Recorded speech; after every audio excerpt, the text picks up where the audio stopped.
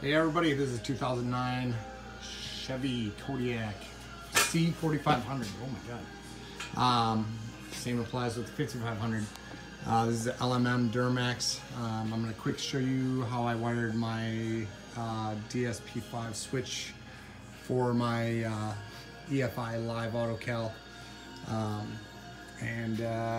Here we go. Okay, so pretty much what I did was I found a switch location on the dash, which I'll show you first here. Okay.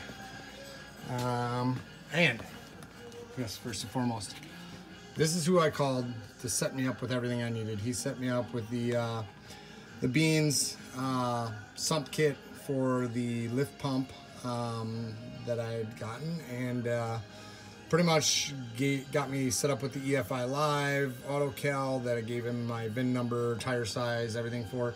Don't make the mistake of saying that you're not going to use the dsp5 switch, because I did, and then he had to email me the link on how to upload that and get that ready to go. Great guy. Yeah, easy. Fixes your problems. No problem. Okay, here we go. Climbing in.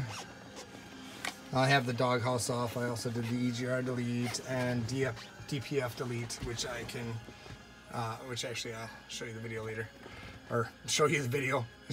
I'll have the video out later. That's where I mounted my dsp5 switch. What I did was I removed. Jesus, I am just stuck on stupid. I read the wrong book. Damn it! It should have been hooked on phonics. All right. Took out this little switch cover, which is a little pain in the ass.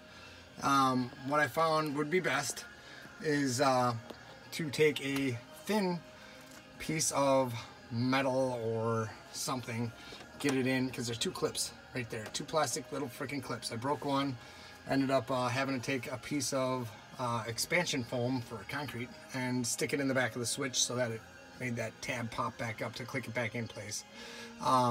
However, all you have to do is get those two tabs free, and sometimes it's easier to get one up and then the other out. A really thin piece of metal would work out great. So taking this off, I was able to access where I was going to be able to reach through for this switch, because there is very little room underneath this dash. And oh god, here I go. Okay. I'm getting down. Oh, that was not a fart. That was me sliding down the seat. Okay, so I came up.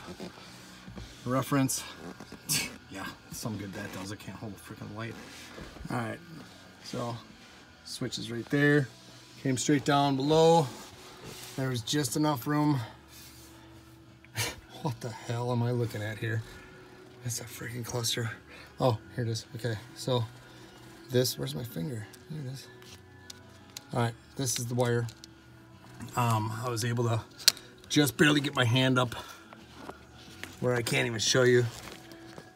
In between, can't follow the wire anymore.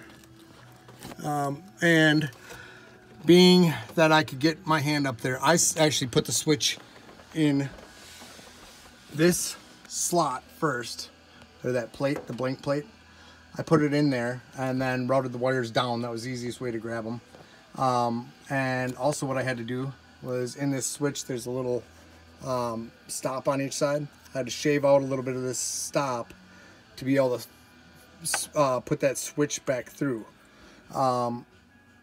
And then I was able to kind of manipulate the switch, twist it down and through, and hold it from the bottom and the top at the same time to get it back in. Now, you don't want to lose the one washer that has to stay on the back side of this switch in hole number 5, which is right in between 5 and 6. Kind of hard to read on the back of that switch, but you don't want to lose that. Make sure it doesn't drop off. It did for me. I had to use a magnet and retrieve it, and then try to hold this thing, because there is a template. Make sure you are accurate with drilling your template, and that will make things a lot easier when that will actually stick in there and you can hold it and get your nut on, and then also set your knob.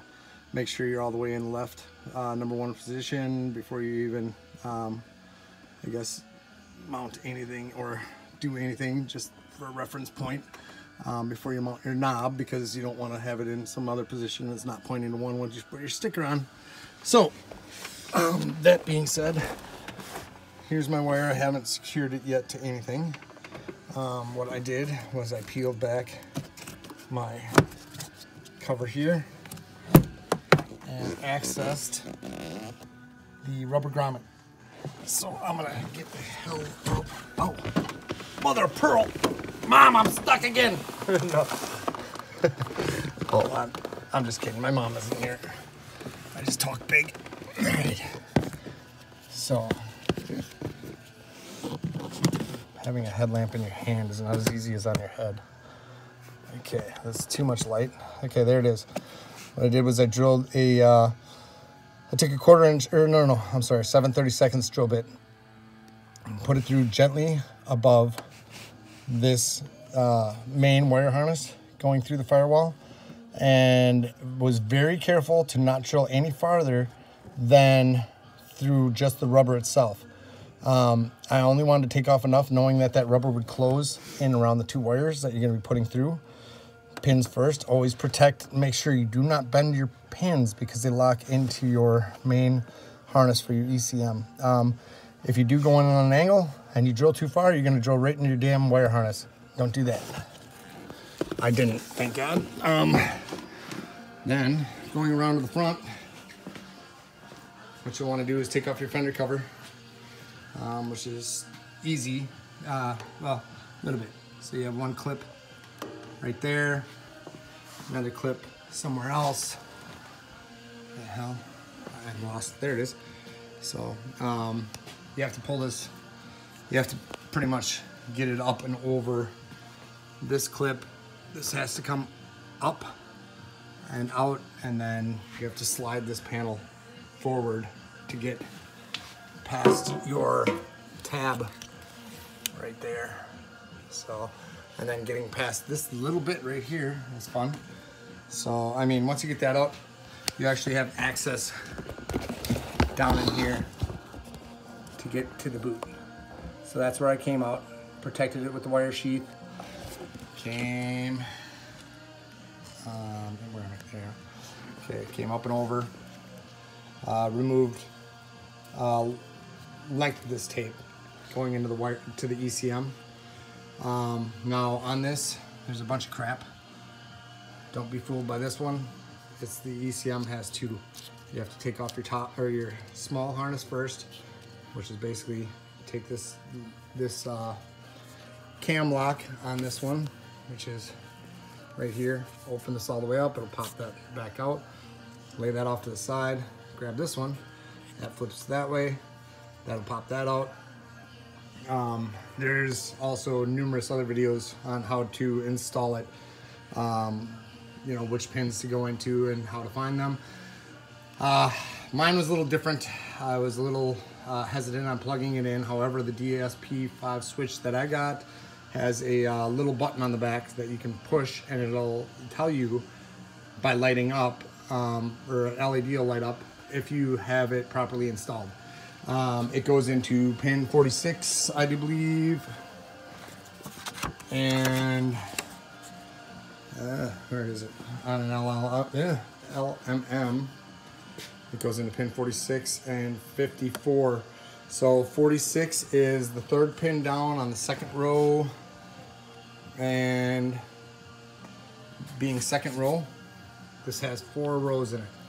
So being from this side down, it's going to be on this side because it goes 24 and starts over 24, or I'm sorry, yeah, it goes 24 and 24. So it is pin 46 is your 3rd pin back on this side of the harness. And this is going to be really confusing to you anyways. Just watch another video, it's way more clear. And then the easiest way is pin 54, the LMM, is number 6 on the 3rd row. So 1, 2, 3 from this side up. So pin 6 is next to a yellow and black wire. On mine, pin 46 was next to a black wire, which they say it's a tan wire, so don't be confused. And once those were locked in place, you have to remove your retainer, which is a little purple retainer. That's a wire clip. Well, it's for your, it retains your pins. Also, the pins are directional on this. So there's a locking pin. Those both point toward the center. So one points down, the other one on the bottom points up toward the center. Make sure you push them in until they clip or click, and then put your clip back in to retain it, and away you go. And then, like I said, it's way easier when you tell your guy that's setting you up. In my case, it was David Milken. If you tell him beforehand that you're going to be putting on a dsp5 switch, it will be ready for that. So you will plug your auto cal in, scroll over to full 1 dsp5, and it will pick that up so you can shift on the fly. And yeah, I think that will conclude this one. I know it's very short and choppy, but I just hope that helps somebody, so you're not just, you know, racking your head on which way to go. But otherwise, if you Google dsp5 switch LMM or LLY, it'll tell you, you know, pretty much how to take this wire loom apart. You know, as I said, I took off the length of this tape, separated the wires enough so I could actually see what was going on in there, cleaned it all up, and made sure everything worked.